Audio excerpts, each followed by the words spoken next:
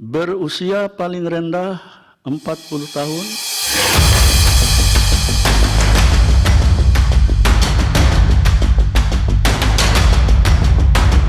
Putusan Majelis Kehormatan Mahkamah Konstitusi tentang pelanggaran etik berat yang berujung pencopotan Anwar Usman dari posisi Ketua MK jadi sorotan. Tudingan MK sebagai mahkamah keluarga kembali mencuat. Kita diskusi. Hakim terlapor terbukti melakukan pelanggaran berat, menjatuhkan sanksi pemberhentian dari jabatan Ketua Mahkamah Konstitusi kepada hakim terlapor. Pelanggaran berat yang dilakukan Anwar Usman karena adik ipar Presiden Joko Widodo itu dianggap memiliki konflik kepentingan untuk meloloskan Gibran Rakabuming Raka sebagai bakal calon wakil presiden. Hakim terlapor terbukti melakukan pelanggaran berat terhadap kode etik dan perilaku hakim konstitusi sebagaimana tertuang dalam Sabta Karsa Utama, prinsip ketidakberpihakan, prinsip integritas, prinsip kecakapan dan kesetaraan, prinsip independensi, dan prinsip kepantasan dan kesopanan. Sanksi dijatuhkan, Anwar Usman dicopot dari jabatannya sebagai Ketua MK. Sementara Wakil Ketua MK Saldi Isra tidak terbukti melanggar etik terkait pendapat berbeda atau dissenting opinion dalam putusan batas usia Capres-Cawapres. Namun Saldi dikenakan sanksi teguran lisan soal kebocoran informasi rapat permusyawaratan hakim. Putusan lainnya menjatuhkan sanksi teguran tertulis bagi Hakim MK Arief Hidayat yang dinilai menyampaikan narasi merendahkan MK di ruang publik. Sedangkan 6 hakim MK lainnya dinyatakan bersama-sama membiarkan terjadinya praktik pelanggaran kode etik dan perilaku hakim konstitusi. Keenamnya mendapat sanksi teguran lisan secara kolektif. Tidak semua hakim Majelis Kehormatan MK sepakat. Anwar Usman dinilai seharusnya juga dijatuhi sanksi pemberhentian tidak dengan hormat sebagai hakim Mahkamah Konstitusi. Saya memberikan putusan sesuai aturan yang berlaku dan tingkat pelanggaran kode etik yang terjadi dan terbukti, yaitu sanksi bagi hakim terlapor berupa pemberhentian tidak dengan hormat sebagai hakim konstitusi, sebagai hakim. Putusan Majelis Kehormatan MK itu mendapat reaksi beragam, termasuk dari para bakal calon presiden dan wakil presiden. Apa kata mereka? Kita hormati keputusan Majelis Kehormatan, dan Majelis Kehormatan pasti melakukan proses yang objektif, yang transparan, mengandalkan kepada data, informasi yang sahih.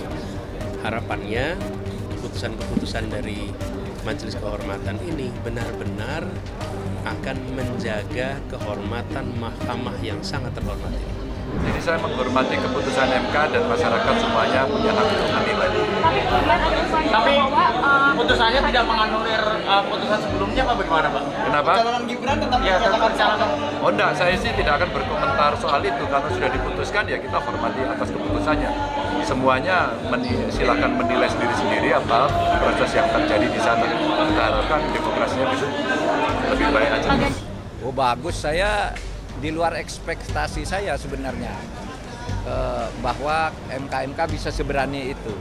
Dugaan saya paling teguran keras atau skor selama 6 bulan tidak memimpin sidang. Tapi ternyata diberhentikan dan tidak boleh memimpin sidang selama pemilu.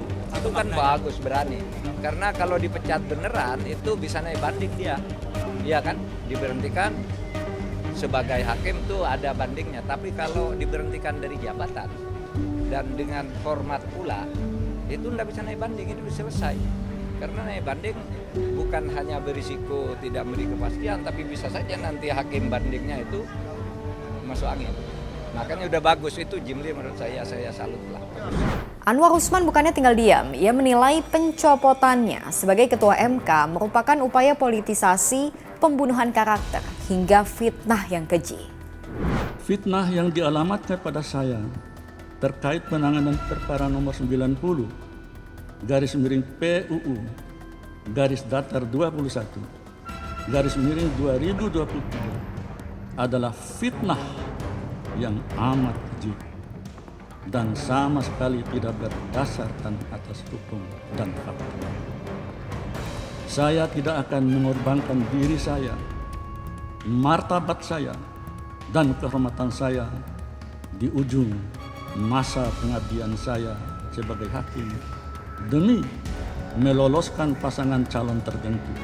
Putusan MK yang mengabulkan gugatan batas usia minimal Capres-Cawapres tetap 40 tahun atau sudah berpengalaman sebagai kepala daerah sulit dipisahkan dari batasan konflik kepentingan karena diputus sendiri oleh ipar Presiden Jokowi. Ujungnya, Gibran yang notaben putra sulung presiden otomatis dapat tiket pilpres maju sebagai cawapres pendamping Prabowo Subianto. Lalu benarkah tudingan MK sudah selayaknya Mahkamah Keluarga? Mahkamah nampaknya tidak akan mengambil risiko ya untuk membatalkan proses tahapan pemilu yang sudah berjalan. Jadi kalaupun ada peninjauan terhadap, bukan peninjauan tetapi perubahan pendirian hukum Mahkamah Konstitusi atas putusan terdahulu, putusan 90 melalui perkara-perkara baru yang sedang diujikan, kan ada beberapa perkara itu ya, termasuk tadi disebut perkara 141 misalnya. Prof. Denny dan Mas Zainal Arifin Mokhtar juga sedang menguji soal aspek formilnya. Tetapi besar dugaan saya bahwa putusan pun kalau akan dikabulkan, itu tidak akan dikabulkan berlaku pada 2024. Jadi berlaku untuk pemilu yang akan datang. Tapi setidaknya Mbak, melalui putusan ini, kita sebagai pemilih belajar satu hal. Kita itu kalau di bilik suara bukan hanya datang menerima surat suara, tetapi harus juga memastikan surat suara yang kita terima itu lahir dari proses yang betul-betul kredibel begitu. Nah, putusan MK, lalu dinamika yang terjadi hari ini, itu mestinya menjadi pertimbangan pemilih kita di dalam membuat putusan dan juga nanti mengambil sikap ketika di bilik suara. Menurut saya, seharusnya yang paling layak adalah dia diberhentikan. Dan memang etika orang Indonesia ini kan tidak tinggi.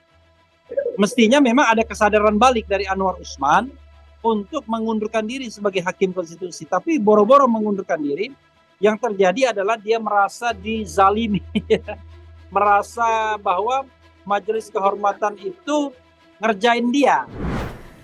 Babak baru pelanggaran berat di lembaga sekelas Mahkamah Konstitusi dimulai. Entah apa yang terjadi selanjutnya, masyarakat tentu bisa menilai drama politik apa yang sedang dimainkan jelang Pilpres 2024 mendatang. Tapi tentunya pilihan ada di tangan Anda. Lanjut diskusi di kolom komentar.